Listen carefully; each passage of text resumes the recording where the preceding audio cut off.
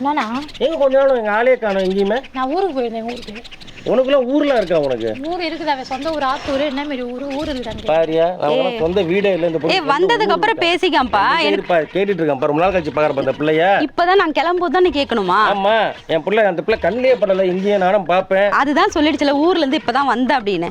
ஊர்ல நல்லா இருக்காங்களா எல்லாருமே? நல்லா இருக்காங்க. அப்பா அப்படி இருக்காரு? நல்லா இருக்காரு. அம்மா நல்லா இருக்காங்க. ஏன் நல்லா இல்லைன்னா இவர் தான் போய் பார்க்க போறா இருக்கும். இல்லையா இதுக்கு முன்னால பார்த்தது இல்லையேன்னு கேட்டேன். கொஞ்ச நேரம் வாயை மூடுறியா?